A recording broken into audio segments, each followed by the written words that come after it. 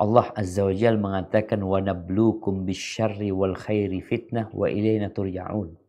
Dan kami menguji kalian dengan kebaikan dan keburukan sebagai cobaan, fitnah. Dan kepada kami kalian akan dibalikin.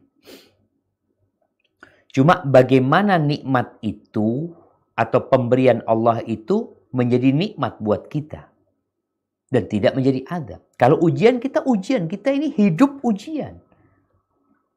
Engkau nggak akan pernah keluar dari ujian ini. Mati pun engkau diuji lagi di kuburan.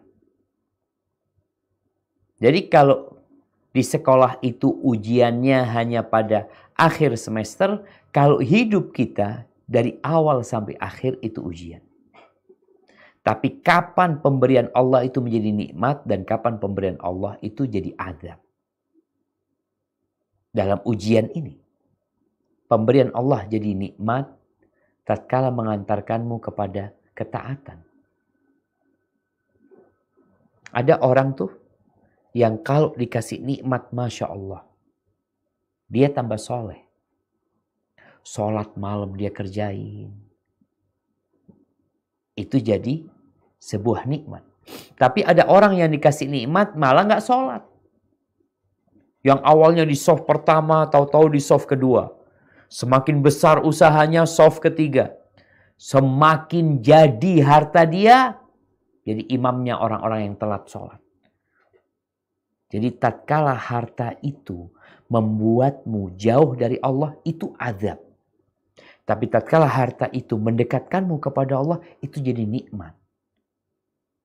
Jadi ada orang yang selalu bisa beribadah kepada Allah dalam semua kondisi. Dikasih harta dia semakin taat. Diambil hartanya dia juga tetap taat. Tapi ada orang yang baru taat kalau kena musibah. Kalau kena musibah, Masya Allah. Puasa Senin Kemis. Emangnya mau dikasih musibah terus biar puasa Senin Kemis? Kan kita nggak ingin. Kita inginnya ya hidup ini nyaman. Tapi itulah manusia. Jadi kalau dikatakan kapan kita melihat itu nikmat dan kapan kita melihat itu azab. Kalau cobaan, hidup ini cobaan. Kita nggak akan lepas dari cobaan Allah Subhanahu wa taala.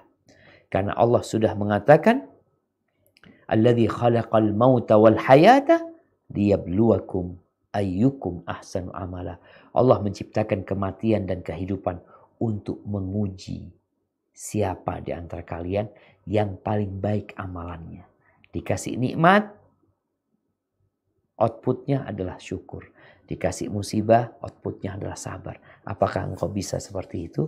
Maka semoga Allah membimbing kita. Barakallahu fikum. Baik. Masya Allah, tabarakallah atas penjelasannya Ustaz. Kemudian pertanyaan yang kedua, jika kita sudah merasa sabar dan ikhlas dalam menghadapi ujian, tapi masih merasakan sakit di hati, apakah itu petanda hati ini belum ikhlas? Dan bagaimana cara menghilangkan rasa sakit di hati? Ya, demikian. Barakallahu fikum. Iya. Bicara sakit hatinya ini perlu penjelasan Ustaz Mukhlis. Sakit hatinya itu sama orang, apa sakit hatinya sama Allah Subhanahu wa taala? Kalau sakit hatinya sama Allah berarti dia gak sabar. Dia merasa dizalimin dengan musibah itu. Maka dia belum bersabar. Tapi kalau sakit hatinya sama orang wajar. Berarti dia maafnya belum full. Ini kalau bicara berkaitan dengan manusia. Tapi kalau sama Allah Azza wa Jalla kalau mengatakan sakit hatinya belum hilang, berarti engkau belum bersabar. Sabar itu yakin bahwasanya ini musibah sudah ditetapkan oleh Allah menimpa dia dan ada hikmah di sana.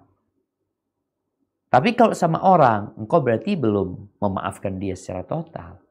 Ketika ada sakit hati di dalam dirimu dan hidupmu akan merana.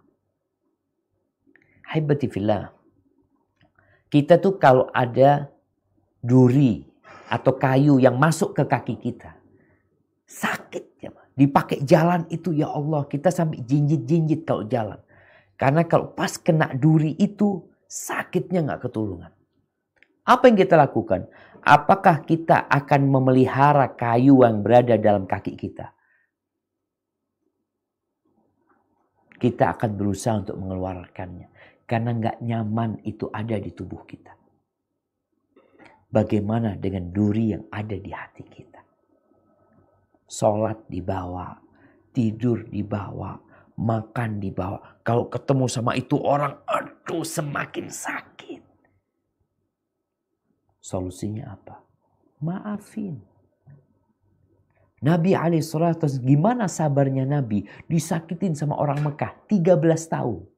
Disakiti sama mereka. Sampai diusir.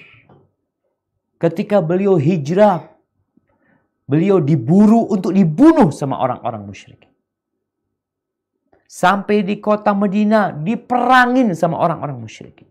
Tapi tatkala beliau masuk ke kota Mekah, menaklukkan kota Mekah, dikumpulin tuh orang-orang yang selama ini menyakiti Nabi alaihissalatu wassalam. Apa kata Nabi alaihissalatu wassalam? La tathriba alaikumul yaum, yaghfirullahu ma madha. Nggak ada celaan buat kalian hari ini. Semoga Allah mengampuni yang sudah berlalu. Idhabu fa antum tulaqa. Silakan kalian pergi semua. Kalian bebas. Itu hati jadi plong. Plong hati. Makanya kalau dikatakan tadi masih sakit hati, antara dua hal tadi. Hati-hati. Kalau sakit hati sama Allah karena merasa, kenapa aku dikasih musibah ini? Padahal aku sudah baik. Padahal. Berarti engkau tidak sabar. Dan tidak menerima dengan takdir Allah. Tapi kalau sama kawan, ya tadi caranya. Engkau masih menyimpan sakit hati yang itu membuat hidupmu sengsara.